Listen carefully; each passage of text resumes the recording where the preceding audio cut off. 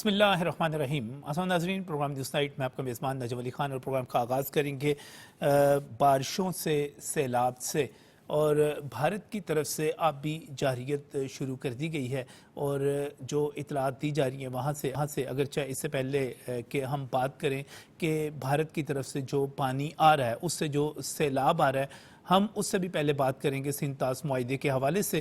اور جب آپریشن بنیان المرصوص میں پاکستان نے بھارت کو خاک چٹائی، اور اس سے پہلے مارکہ حق جاری تھا، میں 22 اپریل سے 10 مئی کی بات کر رہا ہوں، تو بھارت کی طرف سے یہ کہا جا رہا تھا کہ وہ سندھ طاس معاہدہ معطل کر رہا ہے۔ اس کو اس نے باقاعدہ طور پر اعلان بھی کیا، اور سندھ طاس معاہدہ معطل کرنے کے حوالے سے اس نے عالمی سطح پر پروپیگنڈا بھی شروع کر دیا، جبکہ پاکستان کی طرف سے یہ واضح کر دیا گیا تھا کہ سندھ طاس معاہدے کو ہرگز معطل نہیں کیا جا سکتا، بلکہ اس کے بعد جب عالمی ثالثی عدالت کی طرف سے بھی جو تشریح آئی تھی اس میں بھی یہی کہا گیا تھا۔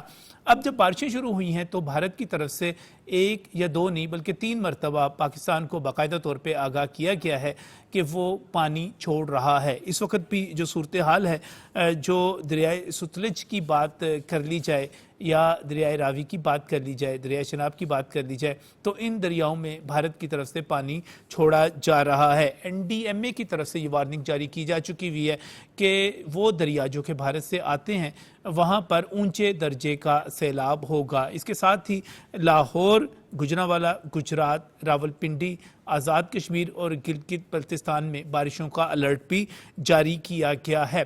حکومت پاکستان اس کے لیے مکمل طور پر متحرک ہے، اور صوبائی حکومتوں کو بھی ہدایات جاری کی جا چکی ہیں، خاص طور پہ حکومت پنجاب، جو وزیر اعلیٰ پنجاب مریم نواز کی اس سلسلے میں ہدایات جاری ہو چکی ہیں، اور لوگوں کو محفوظ مقامات پر منتقل کیا جا رہا ہے۔ آج ایوان وزیر اعظم میں جو اجلاس ہوا اس میں بتایا گیا کہ 1,74,000 سے زائد لوگوں کو محفوظ مقامات پر منتقل کیا گیا، اور جو NDMA کی طرف سے اعداد و شمار اس سے پہلے جاری کیے گئے تھے اس کے مطابق صرف بہاول نگر سے 90,000 کے قریب لوگوں کو منتقل کیا گیا۔ اس کے علاوہ قصور، اکاڑا، پاک پتن، بہاولپور، وہاڑی سے بھی لوگوں کو منتقل کیا جا رہا ہے۔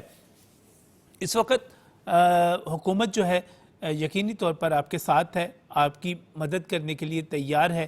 ضلعی انتظامیہ، صوبائی حکومتوں کی ہدایت پر وہ بھی متحرک ہیں، اور آپ کو محفوظ مقامات پر منتقل کیا جا رہا ہے۔ لیکن چونکہ بارشیں شروع ہو رہی ہیں ایک مرتبہ پھر، تو آپ سے یہ درخواست کی جاتی ہے کہ خصوصی جو احتیاط ہے اس کو ملحوظ خاطر رکھیں۔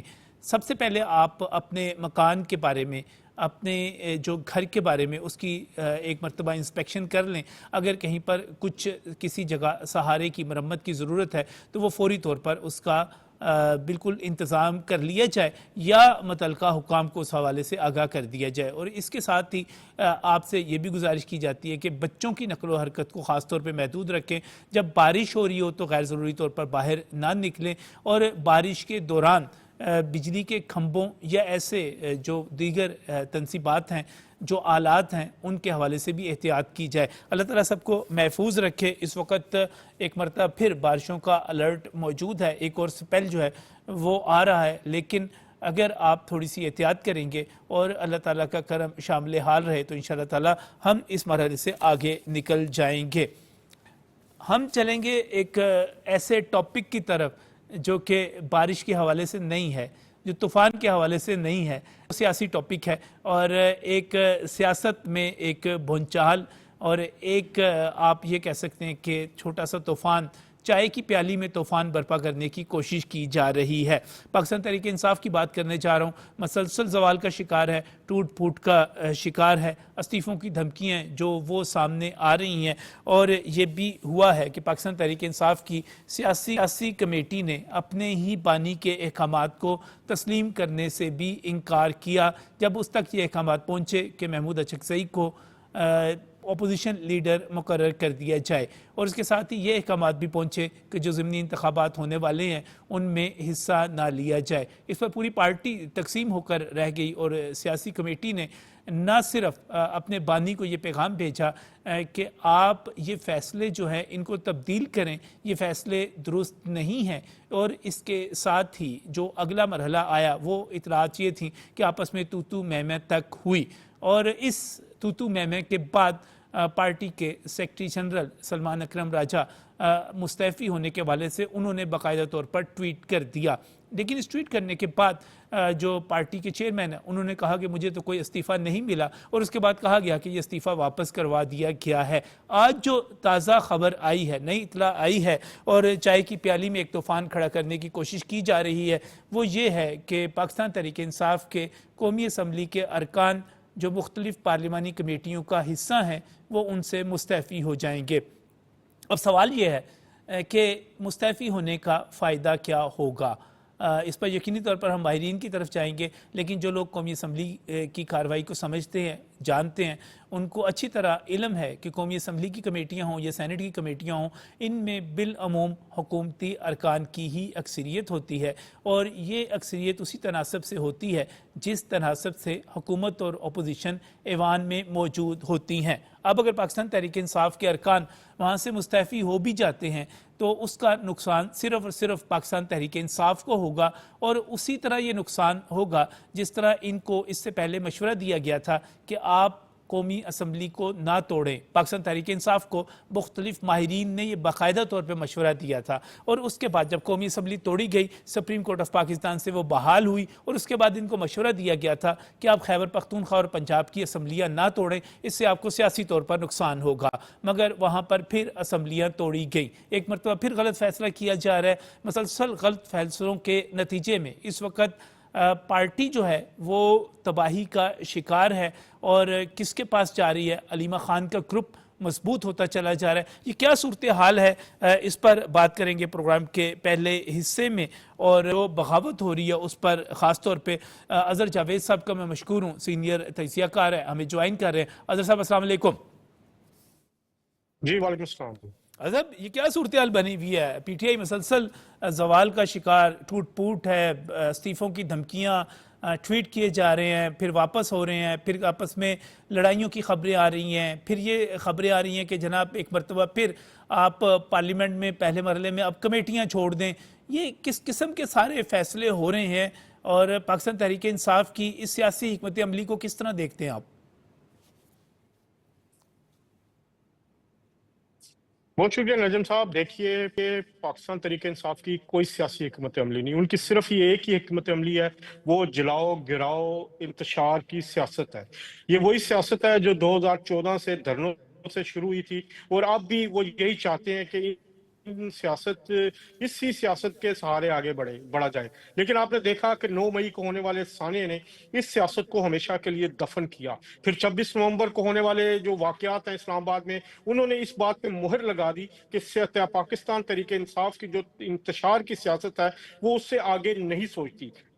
جلاؤ گراؤ کے بعد یہ سمجھتے تھے کہ جو استعفے ہیں یہ ان کی طاقت ہے، لیکن ایک دفعہ جب یہ سسٹم سے آؤٹ ہو گئے، انہوں تحریک انصاف کو ایک ناقابل تلافی نقصان پہنچا۔ پاکستان تحریک انصاف کے جو اب پیٹرن ان چیف ہیں، ان کی سیاسی صلاحیت کا اس حد تک آپ اندازہ لگا سکتے ہیں کہ ان کے پاس تو اب اپنے لوگ ہی نہیں ہیں جن کو وہ نامینیٹ کر سکے۔ پہلے ہی جو ان کی فرسٹ ایئر لیڈرشپ ہے، بیرسٹر گوہر ہوں، سلمان اکرم راجہ ہوں، آپ کو پتا ہے ان کا تحریک انصاف میں کتنا کا کردار ہے اور وہ کب آئے۔ اب اس سے بڑھ کے سونے پہ سہاگا ہوا کہ اب تو ان کے پاس اپوزیشن لیڈر کے لیے بندہ نہیں ہے۔ وہ اب محمود خان اچکزئی کی طرف دیکھتے ہیں، وہ دوسرے جو اپنے ناصر عباس راجہ کی طرف دیکھتے ہیں۔ تو اس وقت صورتحال یہ ہے کہ حکومت پاکستان کی جو پچھلے سال ایک ڈیڑھ کی جو سیاست ہے، جو ان کی کارکردگی ہے، اس نے تحریک انصاف میں جو تھوڑی بہت ایک امید کی کرن تھی ان کے سپورٹرز میں، ان کے لوگوں میں، کہ شاید یہ حکومت پرفارم نہ کر پائے، عوام مایوس ہوں اور وہ احتجاج کی طرف آئیں، وہ ایک دفن ہو چکی ہے۔ نجم صاحب، میں پچھلے 6 دن سے پاکستان میں موجود ہوں۔ میں نے اسلام آباد ٹریول کیا، میں نے لاہور ٹریول کیا، میں نے ملک کے مختلف شہروں میں ٹریول کیا، مری، اس کے علاوہ فیصل آباد، سیالکوٹ۔ یقین کریں पॉजिटिविटी बहाल हुई है। मेरे पिछले ट्रिप की जो मैंने 6 महीने पहले की था उसकी निस्बत इस हुकूमत की जो मुआशी पॉलिसियां हैं वो इस हुकूमत पर एतमाद जो आम आदमी है वो कर रहा है। इस वक्त बिजनेस कम्युनिटी से मैंने खास तौर पे मिला, उनसे बात की, वो होपफुल हैं। वो कह रहे हैं कि पिछले 1 साल में हमारे बिजनेस जो वो बेहतर हुए हैं, एक स्टेबिलिटी आ रही है, और अगर यही स्टेबिलिटी 1 साल और जारी रहती है तो वो जो तहरीक इंसाफ की इंतशार की सियासत है वो बिल्कुल ही दफन हो जाएगी। तो इस वक्त वजीर आजम अजहर शहबाज साहब, शरीफ की इसमें क़यादत इसमें में एक और मैं सवाल यहाँ पर करना चाह रहा हूँ कि आप ने ग्राउंड पर जाकर सबसे मिले, सबको देखा, उनसे बात की और उसकी बुनियाद पे आप अपना तजिया दे रहे हैं। मुझे ये बताइएगा, आप एक सीनियर सियासी तजियाकार हैं, आपने पाकिस्तान पीपल्स पार्टी को भी देखा कि एक मरतबा 1985 में उसने इंतखाबात का बाइकाट किया था, उसके बाद दोबारा उसने कभी ये गलती नहीं की। इस वक्त बानी पीटीआई जो हैं वो कह रहे हैं कि इंतखाबात का बाइकाट कर दिया जाए, ज़िमनी इंतखाबात पर जहाँ पर उनके अरकान असम्बली को सजाएं हुई हैं। उनकी अपनी सियासी कमेटी जो है इससे इख्तलाफ कर रही है, कह रही है कि नहीं, हमें ये इलेक्शन लड़ना चाहिए, अपने हलकों में मौजूद रहना चाहिए। उसके जवाब में आज एक मरतबा फिर जो हदायत जारी हुई हैं उनके मुताबिक एक मरतबा फिर इस चीज़ पर इंसिस्ट किया गया कि नहीं, इंतखाबात का बाइकाट कर दिया जाए। आपको क्या लगता है, इंतखाबात का बाइकाट हुकूमत को नुकसान पहुंचाएगा, पाकिस्तान तहरीक इंसाफ को नुकसान पहुंचाएगा? देखिए, जो जमहूरी आदमी होता है वो जमहूरी मैदान में रह के वो अपने हक को हासिल करने की कोशिश करता है। मोहतरमा बेनजीर भुट्टो शहीद जो हैं, उनको एक दफा उन्होंने कहा था कि जब उनकी 17 सीटें भी थी असम्बली में, उन्होंने कहा था कि मैं सियासी मैदान से बाहर नहीं होंगी। एक वजह है कि इमरान खान साहब जो हैं वो एक गैर जमहूरी सोच की के हामिल हैं। वो कभी भी जमहूरियत पर उनका यकीन नहीं रहा। उनका हमेशा से इस बात पर, मैंने जैसे पहले कहा, तहरीर इंतशार की सियासत पर वो कायल थे और आज भी वो उस पर कायल है। लेकिन ये अगर दोबारा बाइकाट करेंगे, इससे पहले आपको याद होगा एक बाइकाट इन्होंने 2007-8 के इलेक्शन में भी किया था, जब ये चाहते थे कि नवाज शरीफ साहब भी बाइकाट करें, उसका उनको नुकसान हुआ। अब अगर ये बाइकाट दोबारा करेंगे तो इनके जो रही सही जो वोटर की उनकी बेस है वो खत्म हो जाएगी। जमहूरी अमल के दौरान आपको लड़ना पड़ता है, वोट के जरिए लड़ना पड़ता है। तो अब जो इनके जमहूरी जो लोग आम ग्राउंड पर हैं तहरीक इंसाफ के, वो लड़ना चाहते हैं, लेकिन इमरान खान साहब इसलिए नहीं लड़ना चाहते कि उनका हथियार सिर्फ और सिर्फ इंतशार की सियासत है। और मेरा ख्याल है, जो मैंने अभी तहरीक इंसाफ के मुख्तलिफ लोगों से भी मिला, वो तहरीक इंसाफ के जो एडिटर इन चीफ हैं उनके फैसलों से अब ओपनली इख्तलाफ करना शुरू हो गया है। उनका ये कहना है, मैं अब नाम लेना अच्छा नहीं लगता, उनके कम से कम इस्लामाबाद में 4 से 5 ऐसे लोगों को मिला हूं जो मैटर करते हैं, लाहौर में भी मिला हूं, उनका ये कहना है कि तहरीक इंसाफ के कायद को, एडिटर इन चीफ को गलत गाइड किया गया है, और अगर हम ये मैदान छोड़ते हैं तो हमारा जो एक सियासी मुकम्मल तौर पर सफाया हो जाएगा। देखिए, तहरीक इंसाफ का वोट बेस मौजूद है, सपोर्ट बेस मौजूद है, लेकिन उसको अगर आप इस तरह तनहा छोड़ देंगे तो तहरीक इंसाफ जो ऑलरेडी मुख्तलिफ टुकड़ों में बटी हुई है, मुख्तलिफ ग्रुपों में बटी हुई है, वो मजीद पस्तियों की तरफ जाएगी और उसका जो वोटर है वो मजीद मायूस होगा। चलें, तो हम मेरा ख्याल है इस मैं वक्त इस तहरीक बहस को इंसाफ जो है यहाँ मैदान पर छोड़ने क्लोज से करना चाह रहा हूँ, हुकूमत को लेकिन एक ज्यादा और बहुत अहम बात की जा रही है। चूंकि आप लोगों से मिल रहे हैं, आप उसका तजिया भी कर रहे हैं, ये बताइएगा कि पाकिस्तान तहरीक इंसाफ में मुख्तलिफ ग्रुप बहुत ज़्यादा एक्टिव हैं। एक वक्त था कि बुशरा साहिबा गिरफ्तारी से पहले बहुत ज़्यादा मुतहरिक भी हुई, लेकिन 26 नवंबर की कॉल ने उनको बहुत ज़्यादा नुकसान दिया जब वो और गंडापुर वहाँ से फ़रार हुए। उसके बाद अलीमा साहिबा का ग्रुप भी बहुत ज़्यादा मुतहरिक हुआ। मुख्तलिफ ग्रुप जो मुतहरिक हो रहे हैं यहाँ पर, इस वक्त ऐसे लग रहा है कि अलीमा खान जो हैं वो पार्टी के ऊपर, सोशल मीडिया के ऊपर, कायदीन के ऊपर ग्रिप करने में कामयाब हो गई हैं। इस वक्त उनका ग्रुप हावी है, ये दुरुस्त है?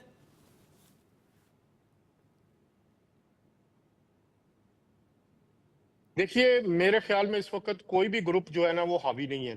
बंटवारे की सियासत चल रही है, मुकम्मल एक लड़ाई हो रही है ऑन ग्राउंड। जो अलीमा खान ग्रुप है और बुशरा बीबी ग्रुप है, आपस में मुकम्मल तौर पर एट वार है। और क्योंकि बुशरा बीबी को ज्यादा सपोर्ट हासिल है इमरान खान साहब की, आपने उसका एक मुजाहरा भी देखा कि मिसाल यूसुफ जई को अलीमा खान साहिबा की मुकम्मल मुखालफत के बावजूद सेनेटर मुंतखब करवाया गया। तो ये जो सियासत है इंतशार की, जो दूसरों को ये इंतशार फैलाते रहे, अब उनकी पार्टी के अंदर आ चुकी है। अलीमा खान साहिबा ने एक पत्ता खेलने की कोशिश की थी सुलेमान और कासिम को बुला के, वो भी नाकाम हुआ। अब ان کے اپنے دونوں بیٹے جو ہیں وہ دوبارہ جیل میں جو 9 مئی کے واقعات میں ہیں وہ جیل میں ہیں، تو اس وقت جو تحریک انصاف کی قیادت ہے وہ مختلف ٹکڑوں میں بٹی ہوئی ہے، اور اس کا فائدہ حکومت کو ہو رہا ہے۔ حکومت تحریک انصاف کے بہت سارے لوگ، میری جن سے بات بھی ہوئی، ممبران اسمبلی بھی تھے، وہ اس وقت چاہتے ہیں کہ حکومت کے ساتھ مذاکرات کیے جائیں، حکومت کے ساتھ ٹیبل پہ بیٹھا جائے، اور جو پاکستان کے اندر انسٹیبلٹی ہے اس کو ختم بھی کیا جائے۔ اور یہ بہت سارے لوگوں نے میرے ساتھ بات کرتے ہوئے تحریک انصاف کے، انہوں نے کہا کہ مذاکرات واحد حل ہے، لیکن عمران خان صاحب مذاکرات نہیں کرنے دے رہے۔ جیل میں جو بیٹھے ہوئے لوگ ہیں وہ بھی مذاکرات کرنا چاہتے ہیں، اور اس کا نقصان الٹیمیٹلی تحریک انصاف کو ہو رہا ہے۔ عمران خان کی ضد اور غیر جمہوری سوچ اس وقت جو ہے تحریک انصاف کو تو دھکیل رہی ہے پستیوں کی طرف، لیکن حکومت کو مضبوط کر رہی ہے۔ چاہے یہ کمیٹیوں سے استعفیٰ دے لیں، لیکن آن گراؤنڈ اس وقت عام آدمی کی، خاص طور پر بزنس مین کمیونٹی کی سپورٹ مسلم لیگ نون کے لیے، اس حکومت کے لیے بہت زیادہ بڑی ہے۔ اور وہ خاص طور پہ جو ڈالر کی سٹیبلٹی ہے اس کو، وہ میری آج بھی 3-4 بڑے اچھے بزنس مین ہیں یہاں لاہور میں، ان سے ملاقات ہوئی، وہ کہتے ہیں کہ اگر ہمیں صرف 1-2 سال اور اس طرح کی اچھی سٹیبلٹی مل جائے تو، اور خاص طور پہ امریکہ نے ابھی جو 50% انڈیا پہ ٹیرف لگا دیا اور پاکستان کا سب سے لوسٹ ہے، وہ کہتے ہیں ہم اس سے فائدہ اٹھانا چاہتے ہیں، اور اس وقت اگلا 1 سال پاکستان کے لیے، انڈسٹری کے لیے، خاص طور پر جی، پاکستان کے لیے واقعی اظہر صاحب ایک بہت ہی شاندار قسم کا وقت آ رہا ہے جہاں پہ پاکستان کی اپنی اسٹاک ایکسچینج جو ہے، اسٹاک مارکیٹ ایک نئے ریکارڈ قائم کر رہی ہے۔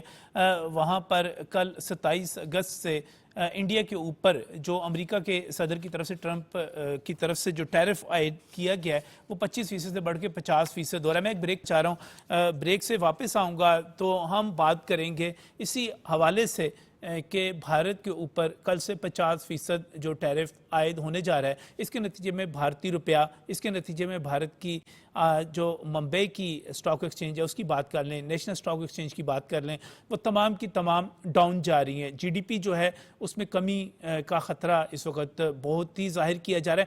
تفصیل کیا ہے اور اس پر ایکسپرٹس کیا کہتے ہیں، پاکستان کو اس صورتحال میں پاکستان کہاں پہ کھڑا ہوا ہے، ان تمام چیزوں پر بات کریں گے اس بریک کے بعد۔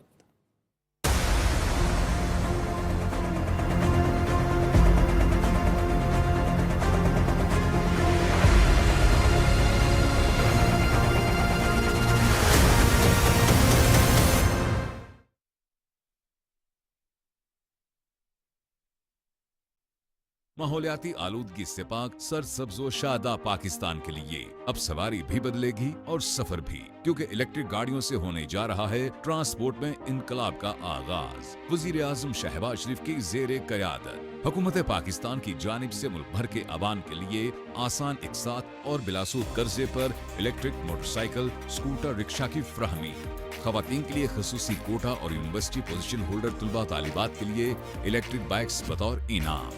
اب سفر ہوگا باسہولت، با کفایت اور ہوگا ماحول کا تحفظ۔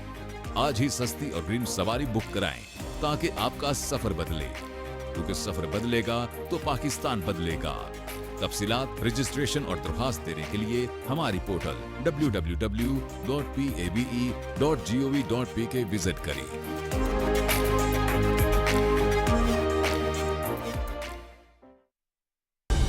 درست ہر وقت بر وقت۔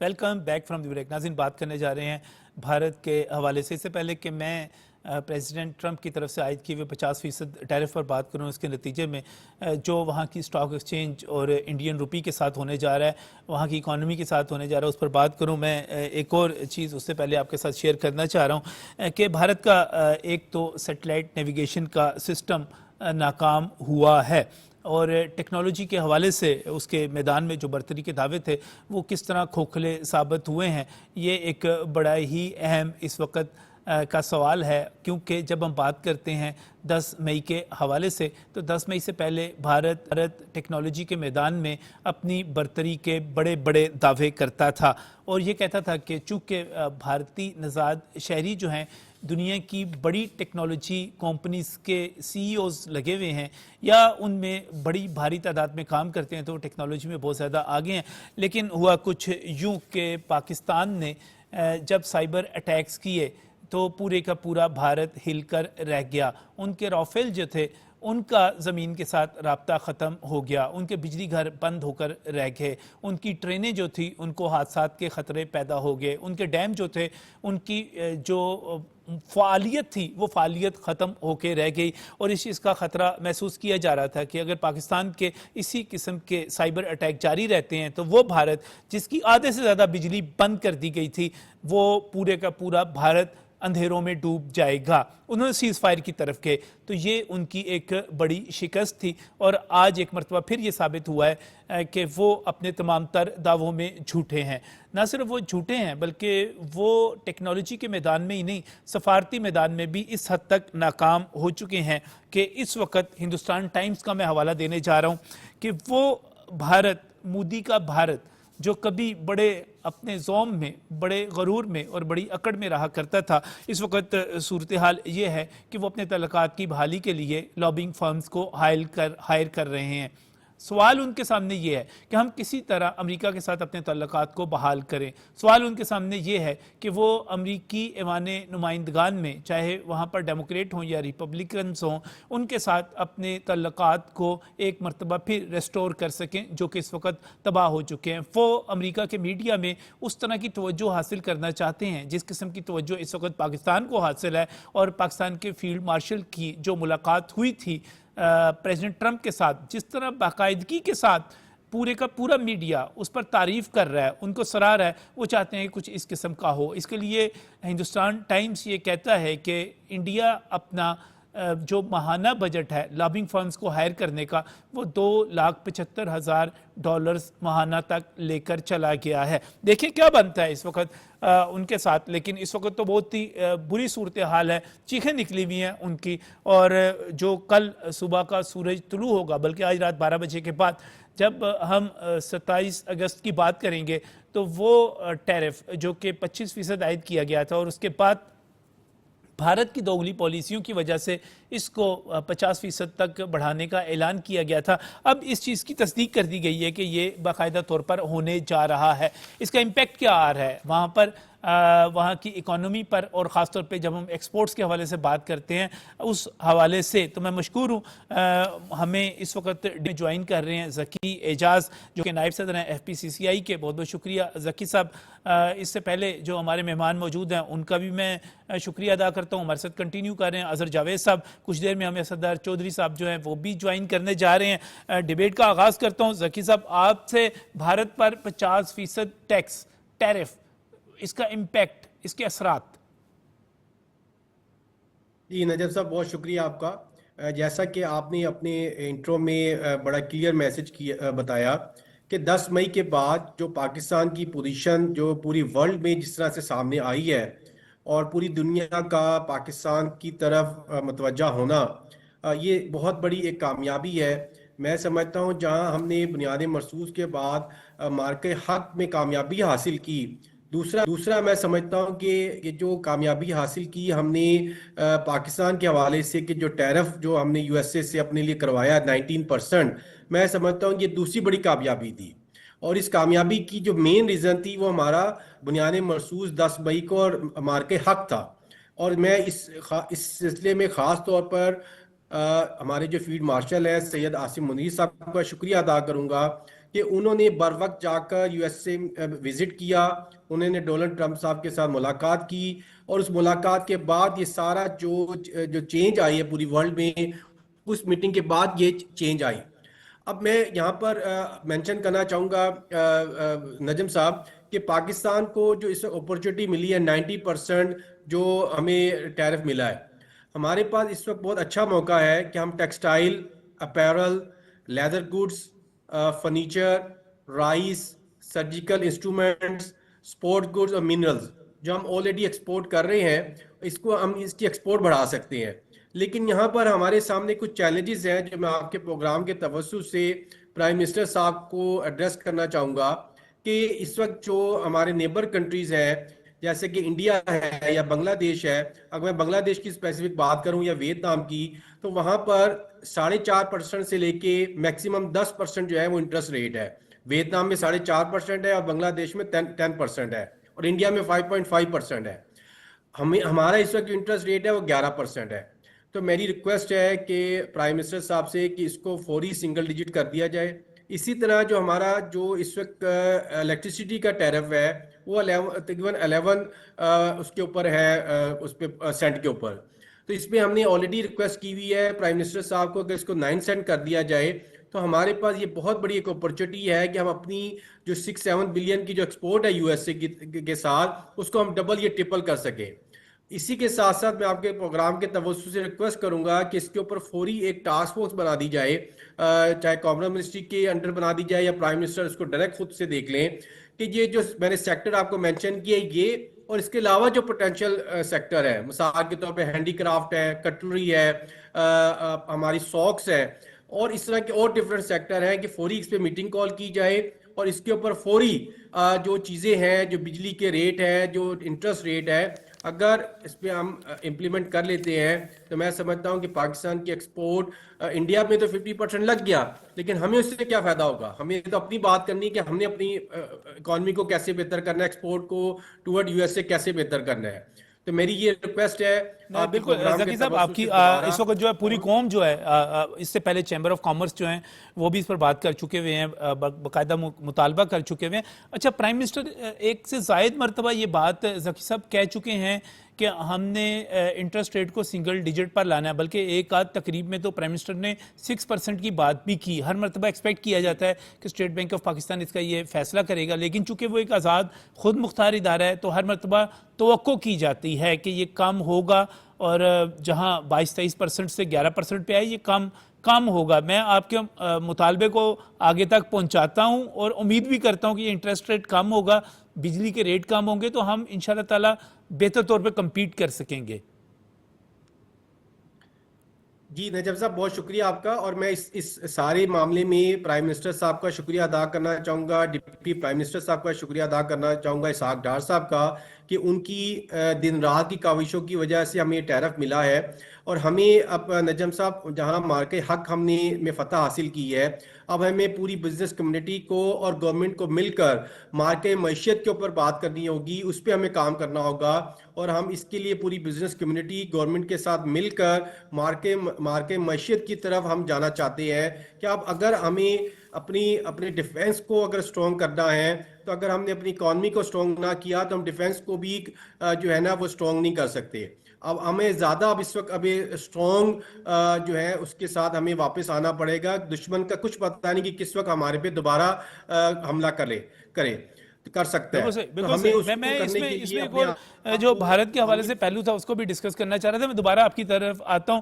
اظہر صاحب, اگر ہم اس وقت بھارت کو دیکھیں اور مودی کا ہندوستان جو ہے ہر جگہ پہ شکست کھا رہا ہے, اور آج جو اطلاع آئی ہے اور ہندوستان ٹائمز نے یہ انکشاف کیا ہے کہ بھارت نے امریکی lobbying firm mercury public affairs کو ماہانہ $75,000 پر ہائر کر لیا. اس سے پہلے بھی وہ مختلف فرمز ہائر کی ہوئی ہیں, تقریباً $2.25 لاکھ ماہانہ دیں گے. یہ تو بڑی ناکامی ہے ایک ایسی ریاست کے لیے, ایک ایسے ملک کے لیے جو یہ کہتا ہے ہماری اتنی بڑی معیشت ہے, اتنی بڑی فوج ہے, اتنا بڑا رقبہ ہے, اتنی بڑی آبادی ہے, اب وہ لابنگ فرمز ہائر کر کے اپنے تعلقات کو ٹھیک کریں گے. جی نظم صاحب, اس سے پہلے اگر مجھے اجازت دے تو پرائم منسٹر والا جو کوشچن ہے اس حوالے سے اگر میں تھوڑا سا ایڈ اپ کر سکوں, کہ میری پچھلے 5 دن میں 2 دفعہ پرائم منسٹر سے ملاقات ہوئی ہے. ایک دفعہ لاہور میں ہوئی ہے, ایک دفعہ اسلام آباد میں ہوئی ہے. بڑی ڈیٹیل بات ہوئی ہے. جو یہ میرے دوست تاجر جو ہیں FEPCCI کے, انہوں نے جب بات کی, اس کا احساس ہے شہباز شریف صاحب کو, اور اس ملاقات میں بھی انہوں نے بڑا واضح طور پر یہ بات کی ہے کہ ہمارا جو اگلا ہدف ہے وہ معیشت کو اوپر لے کے جانا, اور وہ بڑے کلیئر ہے کہ اس معیشت کو اوپر لے جانے کے لیے ایکسپورٹس جو ہیں وہی کلیدی کردار ادا کریں گی.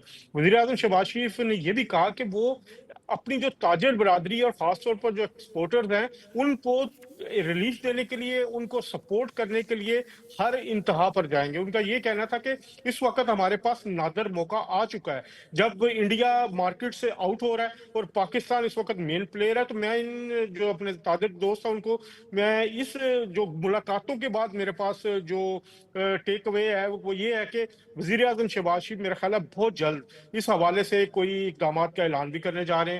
وہ اس حوالے سے اپنے تاجر رہنماؤں سے مشورہ بھی کرنے جا رہے ہیں. اور اس وقت جو گولڈن اپرچونٹی آئی ہے میرا خیال ہے کہ جو یہ توقع کر رہے ہیں اس سے بڑھ کے ان کو ملے گا، کیونکہ جو شہباز شریف صاحب ہیں وہ ان جو ایکسپورٹرز کو ہیں وہ سمجھ رہے ہیں کہ معیشت کو اس وقت بہتر بنانے میں ان کا کلیدی کردار ہوگا. تو یہ میری ایک جو گفتگو تھی اس حوالے سے میں نے کہا اپڈیٹ کر دوں. دوسری بات، انڈیا اس وقت اپنے نہ صرف امریکہ کے ساتھ برطانیہ اور پورے یورپ اور دوسرے ممالک کے ساتھ جو اس کے سفارتی تعلقات ہیں یا پرسپشن ہے اس کے لوئسٹ لیول پہ ہے، اور وہ پوری کوشش کر رہے ہیں کہ کسی طرح اپنے جو امیج ہے اس کو بحال کیا جائے. لیکن نجم صاحب ایک بات یاد رکھیے، ہارے ہوئے اور مار کھائے ہوئے کی دنیا میں کوئی بھی قدر نہیں کرتا.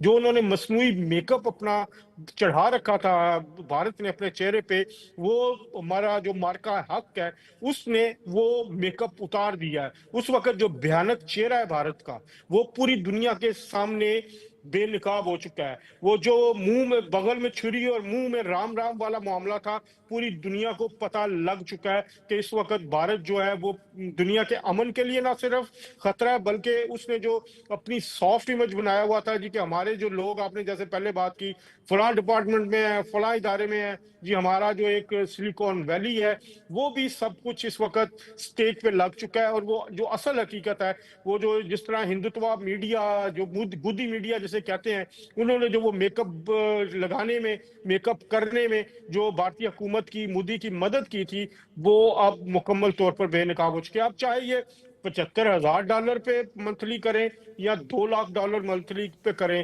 اب ڈونلڈ ٹرمپ بار بار ان کو بے نقاب کرتے رہیں گے، بار بار بے عزت کرتے جا رہے ہیں. اور پاکستان کی تعریف وہ ہر جگہ کر رہے ہیں، کیونکہ جھوٹے شخص کا ایک تو انہوں نے جو ڈونلڈ ٹرمپ اور امریکی انتظامیہ کو سب سے بڑی شکایت یہ ہے، میری وہاں پہ کچھ لوگوں سے بات ہوئی، کہ بھارت ایک طرف تو امریکہ سے منت کر کے سیز فائر کرواتا ہے اور پھر دوسری طرف اس کا اقرار بھی نہیں کرتا بلکہ کہتا ہے کہ امریکہ نے کہا. تو اس کا بہت بڑا سیٹ بیک ہوا ہے ان کے ان الفاظ کا. اس وقت پوری امریکی ایڈمنسٹریشن اور خاص طور پر ڈونلڈ ٹرمپ بھارت سے بہت زیادہ نالاں ہیں، اور دوسری طرف روس کے ساتھ جو ان کے تیل کے معاہدے ہیں وہ بھی منسوخ نہیں کرنا چاہتے، اور پیسے کمانے کے چکر میں وہ عالمی جو امریکہ کی توقعات ہیں ان سے بہت نیچے ہیں. تو میرا خیال ہے جو پاکستان کے وزیر اعظم شہباز شریف، فیلڈ مارشل سید عاصم منیر، اور خاص طور پہ اگر ذکر نہ کیا جائے وزیر خارجہ کا، جو انہوں نے پچھلے 3 ماہ میں سفارتی لحاظ سے انٹرنیشنلی جو کچھ پاکستان کے لیے کیا ہے اس کا ہمیں ثمر مل رہا ہے. اور اس میں وزیر اطلاعات اور جو ہمارے عطا تارڑ اور خاص طور پر DGI-SPR نے جنگ کے دنوں میں، مارکا حق کے دنوں میں جو پاکستان کا انٹرنیشنل پرسپشن پیش کیا پوری دنیا کے سامنے، پورا موقع پیش کیا ہے. اب پاکستان اس وقت بھارت سے بہت آگے ہے، بھارت سے بہت بہتر ہے انٹرنیشنل پرسپشن میں، اور پاکستان کی جو انٹرنیشنل سفارتکاری ہے وہ بہت بہتر ہو چکی ہے. بالکل درست کہہ رہے ہیں، اور پاکستان کے پاس اپرچونٹیز آ رہی ہیں. ذکی صاحب، اگر ہم اعداد و شمار میں بات کریں تو کہا جا رہا ہے کہ 50% ٹیرف انڈیا کے اوپر عائد ہونے سے تقریباً ان کی کوئی 55 سے 65 ارب ڈالر کی ایکسپورٹس جو ہیں متاثر ہو سکتی ہیں. اور چونکہ اس وقت وہ 80 سے 100 ارب کے ڈالر کے درمیان وہاں پر ایکسپورٹس کر رہے تھے، اور وہ تمام کی تمام برآمدات جو ہیں جب اس پہ اضافی ٹیرف بہت ساری چیزوں پہ نہیں بھی ہے، بہت ساری چیزوں پہ موجود بھی ہے، تو جب وہ ٹیرف اس کو پے کرنا پڑے گا تو وہ ایک بڑا ان کے لیے مسئلہ پیدا ہو جائے گا. ان کی GDP میں کمی کی بات کی جا رہی ہے، اور Federation of Indian Export Organisation وہ باقاعدہ طور پہ کہہ رہی ہے کہ ہمارا جو 55% تو لازماً افیکٹ ہوگا. یہ کون کون سے شعبے ہیں جن میں ایک مارکیٹ کھل سکتی ہے، اپرچونٹیز مل سکتی ہیں پاکستانیوں کے لیے؟ جی نجم صاحب، میں آپ کے سوال کا جواب دینے سے پہلے ایک چیز کا یہاں بتانا چاہوں گا کہ کل ڈونلڈ ٹرمپ نے پھر یہ بات کی کہ پاکستان نے 6 جہاز نہیں گرائے، 7 جہاز گرائے ہیں. جی یہ ایک اگین انڈیا کے اوپر ایک بہت بڑا کوسچن مارک ہے کہ ڈونلڈ ٹرمپ جو ہے ہماری بات کر رہے ہیں اور انہوں نے پہلے 6 جہاز نہیں مانے، اب انہوں نے 7 جہاز کی بات کی ہے۔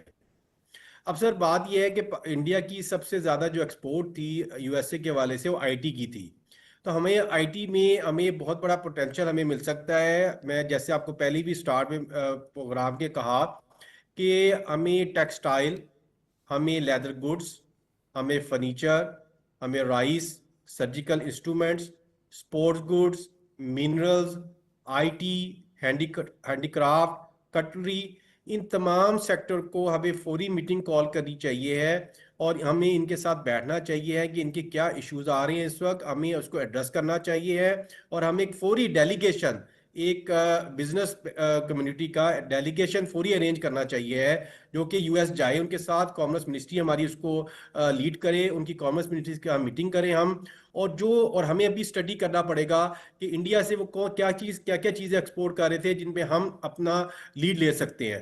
تو میں سمجھتا ہوں کہ ہمارے پاس بہت ایک اپرچونٹی ہے اس وقت، ہمیں اس کو ٹائم ضائع نہیں کرنا چاہیے۔ جیسا میرے دوست نے کہا کہ مجھے بھی اس چیز کا دارہ کیا ہے، پرائم منسٹر صاحب بہت سیریس ہیں اس وقت، لیکن ٹائم کا ایشو ہے اس وقت، ٹائمنگ کا، کہ اگر یہ اپرچونٹی اس وقت جو خاص طور پر ٹیکسٹائل کے حوالے سے ویتنام چلی جاتی ہے یا بنگلہ دیش چلی جاتی ہے تو بائر نے تو ویٹ نہیں کرنا۔ اس وقت میری اگین آپ کی پروگرام کے توسط سے ریکویسٹ ہے کہ اس کو جلد پرائم منسٹر سے ریکویسٹ ہے کہ بجلی کا ریٹ جلد کم کر دیں اور جو انٹرسٹ ریٹ ہے کم کر دیں، تاکہ ہم اس کی بیس کے اوپر جو ایکسپورٹرز ہیں وہ یو ایس کے بائرز کے ساتھ بیٹھ کر نیگوسیشن کر سکیں اور آرڈر لے سکیں۔ اگر آرڈر اس وقت ہمارے ہاتھ سے نکل گئے تو یہ اپرچونٹی دوبارہ نہیں آئے گی، کیونکہ بنگلہ دیش کے اوپر اور ویتنام کے اوپر 21% ہے، صرف 2% کا فرق ہے، لیکن وہاں پر الیکٹریسٹی اور انٹرسٹ ریٹ کم ہے، تو یہ برتری وہ نہ لے جائیں۔ تو ہم انڈیا کو کمزور کر سکتے ہیں اس وقت اپنے آپ کو اکنامک وائز اپنے آپ کو سٹرونگ کر کے۔ تو انڈیا پہلے ہی بہت ویک ہوا ہے اور اگر اکانومی وائز ہم اپنے آپ کو سٹرونگ کر لیتے ہیں، اگر ہم فورن ایکسچینج لے آتے ہیں اس وقت اور ایکسپورٹ بڑھا لیتے ہیں، تو یہ پاکستان کی بہت بڑی کامیابی ہوگی۔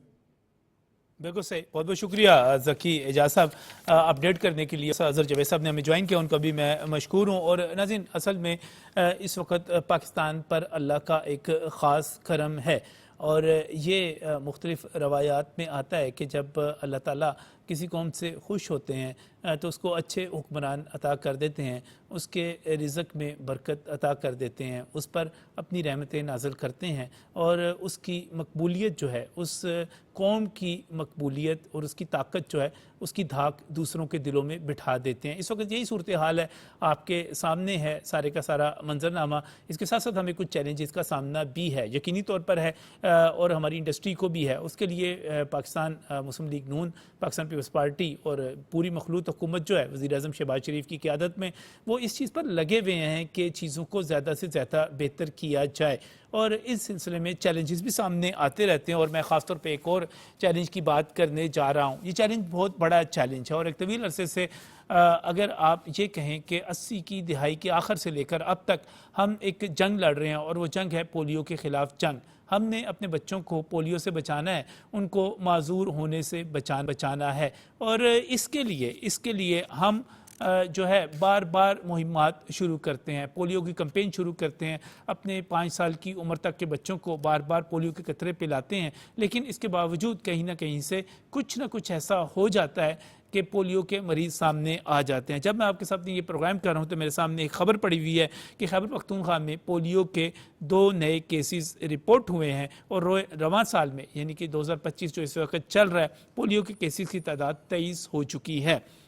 اب مسئلہ یہ ہے کہ جب ہم خیبر پختونخوا کی خاص طور پر بات کرتے ہیں اور وہاں پر سامنے آنے والے کیسز کی بات کرتے ہیں تو ہمیں خیبر پختونخوا اور بلوچستان اس حوالے سے بہت آگے نظر آتے ہیں، اور اس کی ایک وجہ یہ بھی ہو سکتی ہے کہ ان صوبوں کے اضلاع کی سرحدیں جو ہیں وہ افغانستان کے ساتھ ملتی ہیں۔ اب بھی جو ہمارے سامنے بچے آئے ہیں، متاثرہ بچے آئے ہیں، ان کا تعلق ضلع ٹانک سے اور شمالی وزیرستان سے ہے، اور اس سے پہلے لکی مروت کی یو سی سلمان خیل میں 3 ماہ کے بچے میں بھی پولیو وائرس پایا گیا تھا۔ اب یہ جو 23 کیسز ہیں یہ آگے بڑھ سکتے ہیں، اس پر بات کرنے کے لیے کہ ہمیں کیا کرنا چاہیے۔ ہم بار بار جو کمپین چلاتے ہیں، ڈاکٹر شاہد ملک ہیں، میڈیکل کنسلٹنٹ ہیں، پی ایم اے کے رہنما ہیں، ہمارے ساتھ موجود ہیں ٹیلی فون لائن پر۔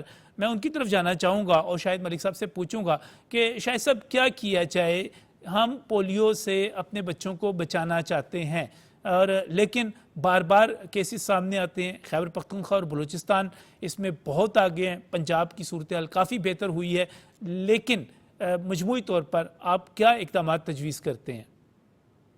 دیکھیں، اس کے لیے تو نظم بھائی آپ کا بہت شکریہ۔ یہ پولیو ایک ایسی بیماری ہے جو اس وقت صرف 2 ملکوں میں ہے، افغانستان اور پاکستان کے اندر، اور خدا کے لیے اس کا صرف ایک ہی طریقہ ہے کہ اسٹینڈرڈ پروگرام آف امیونائزیشن وہ جو چل رہا ہے اس کے ساتھ تعاون کیا جائے۔ یہ لوگ بچے چھپا لیتے ہیں، اور ایک 23 کیس آپ نے گنوائے ہیں نا، یہ 23 کیس نہیں ہے، یہ ایک آئس برگ ہے۔ یہ اوپر سے چونچ نظر آ رہی ہے، نیچے پورا سمندر ہے، اور اس سمندر کے اندر پورا آئس برگ ہے۔ اس کو کنٹرول کرنے کا صرف ایک ہی طریقہ ہے سر، ویکسینیشن۔ ویکسینیشن کی جائے گی انڈر 5 چلڈرن کی، اور یہ نہیں تو ہمارے اوپر کیا ہوگا اگر اس کا امپیکٹ آنا شروع ہو گیا ہے۔ اب دیکھیں، ہماری ٹریول ریسٹرکشن لگنی شروع ہو گئی ہیں، پھر بزنس ریسٹرکشن لگے گی، اور اس لیے اس کا صرف ایک ہی حل ہے، ایک انوائرمنٹل سولوشن ہے، دوسرا اس کا ویکسینیشن، اور تیسرا اویئرنیس۔ یہی اس کے پریکٹیکل میجرمنٹ۔ صحیح، میں اس پر جو ہے بہت زیادہ پروپیگنڈا ڈاکٹر شاہد ملک صاحب کیا جاتا ہے۔ یہ کیا کہا جاتا ہے کہ یہ جو پولیو کے قطرے ہیں یہ ہمارے بچوں کو نقصان پہنچا سکتے ہیں، یہ پروپیگنڈا بہت زیادہ کیا جاتا ہے، اور شاید ان کی کوئی تولیدی صحت کے حوالے سے بھی بات کی جاتی ہے۔ اس کو غیر اسلامی بھی کہا جاتا ہے۔ میں نے پچھلی دفعہ جب پروگرام کیا تھا تو اسلامی نظریاتی کونسل کے چیئرمین ڈاکٹر راغب نعیمی صاحب سے درخواست کی، انہوں نے اس پر کھل کر گفتگو کی، اور انہوں نے کہا کہ اسلام ہرگز منع نہیں کرتا، بلکہ رسول اکرم صلی اللہ علیہ وسلم کا فرمان تو یہ ہے کہ اپنے بچوں کو بیماریوں سے بچانا ہے، ہم نے صحت مند ایک قوم بنانی ہے۔ یہ دونوں جو خدشات ہیں کہ یہ مذہب سے متصادم ہے، مذہب کے خلاف ہے، یا یہ اس کے اندر پروپیگنڈا کہ اس کے بچوں کے اوپر، ان کی تولیدی صحت کے اوپر کوئی اثرات پیدا ہوتے ہیں، کیا کہتے ہیں آپ؟ نجم بھائی، یہ ٹوٹلی ایک پروپیگنڈا ہے، یہ جسے کہتا ہے کہ ایک مس نومر ہے۔ آپ کو یاد ہوگا جو آپ راغب نعیمی صاحب کا پروگرام کہہ رہے تھے تو آپ نے مجھے بھی بلایا تھا اس پروگرام کے اندر، تو وہاں پر بیٹھ کے میں نے یہ بات کی تھی، علامہ صاحب نے یہ بھی بات کی تھی کہ اس کا انفرٹیلٹی کے ساتھ کوئی تعلق نہیں ہے، ویکسینیشن کا بالکل بھی کوئی تعلق نہیں ہے، اور اس کے اوپر کئی میڈیکل سٹڈیز لینسٹ کے اندر چھپ چکی ہے، ہمارے یہ جو میڈیکل ٹریبیون کے اندر چھپ چکی ہے، بہت بڑی بڑی ریسرچ چھپ چکی ہے، اور بہت بڑے بڑے سیمپل سائز جن کو انہوں نے کیلکولیٹ کیا پوری پاپولیشن کے اندر، اس کا 0% افیکٹ ہے۔ دیکھیں جی، اوپینین لیڈر 3 قسم کے ہوتے ہیں، یا سیاسی آدمی ہوتا ہے، یا عالم آدمی ہوتا ہے، یا ٹیکنیکل پرسن ہوتا ہے۔ آپ نے مجھے تکلیف دی تو میں تو یہ سیدھا اس کا ایک ماؤتھ پیس ہوں، بینگ پروفیشنل، بینگ پروفیسر اور پبلک ہیلتھ میری فیلڈ ہے، کہ خدا کے لیے ان پروپیگنڈا پر وہ بلیو نہ کریں، خاص طور پہ ٹرائبل ایریاز میں وہ بچے چھپا لیتے ہیں، ٹیم کے اوپر فائرنگ کرتے ہیں۔ یہ ظلم ہے قوم کے ساتھ، ملک کے ساتھ، اپنے ساتھ اور بچوں کے ساتھ۔ ایک مرتبہ پھر آگاہی کے لیے ڈاکٹر شاہد ملک صاحب میں آپ سے پوچھنا چاہوں گا کہ اگر ہم بچوں کو پولیو کے خطرے نہیں پلاتے، کسی بھی چیز کو جواز بنا کے، اس کا کیا اثر ہو سکتا ہے؟ بچوں کو کس قسم کا معذوری کا سامنا کرنا پڑ سکتا ہے؟ اس بیماری کا نام ہے نجم بھائی AFP، ایکیوٹ فلیسڈ پیرالسس۔ تو پیرالسس یہ ہے کہ بچے کے اندر اگر پولیو آ گیا، نروز کو اس نے افیکٹ کر دیا ہے، تو وہ پورے ڈیفارمڈ لمبس، یہ ٹانگیں ہو جائیں گی، ڈیفارمڈ بونز، اور وہ ایک جسے ڈسیبل سا بچہ بن جائے۔ یہ اس کا افیکٹ نروس ٹیشو ہے، اس کا اڑا دے گا یہ ہر چیز کے والے بچے کے لمبس۔ ڈسیبلٹی سے بچنے کے لیے یہ ویکسینیشن ضروری ہے۔ اگر دنیا ساری کر رہی ہے 192 کنٹریز، اور پوری شیلڈ انہوں نے ایریڈیکیٹ کر دیا ہے. ہمارے لیے اوپر یہ ایک بہت بڑا اسٹگما ہے پاکستان کے اوپر کہ ہم اس کو ایریڈیکیٹ نہیں کر سکتے. نجم بھائی 3 چیزیں ہوتی ہیں بیماری کو دیکھنے کی. پہلی تو بات ہے ایریڈیکیشن. ایریڈیکیشن کیا ہے کہ ہم ٹوٹل اس کو کنٹرول کر دیں. اسمال پاکس بھی ختم ہو گئی. اس طرح دوسرا ہے کنٹرول. تیسرا ہے ریہیبلیٹیشن. اور اس کی ریہیبلیٹیشن ہے نہیں. یہ پولیو ہو گیا تو ہو گیا. اس لیے ٹائملی ویکسینیشن EPI پروگرام کی مکمل پابندی ہر بندہ کرے گا. اسٹیٹ یہی کر سکتی ہے نا, وہ اسٹیٹ کر بھی رہی ہے. جی بالکل صحیح, ریاست یہی کر سکتی ہے کہ ریاست آپ کو آگاہ کرے. بہت بہت شکریہ ڈاکٹر شاہد ملک صاحب ہمیں وقت دینے کے لیے اور اس پر آگاہی کے لیے. اور ناظرین, واقعی ریاست نے کا کام یہ ہے کہ آپ کے لیے قطروں کا, پولیو سے بچاؤ کے قطروں کا اہتمام کرے, انتظام کرے. پولیو کے قطرے آپ کے گھر تک پہنچائے, آپ کے بچوں تک پہنچائے, اور آپ کی ذمہ داری یہ ہے کہ آپ اس موقع پر موجود ہوں اور اپنے بچوں کو پولیو کے قطرے پلائیں.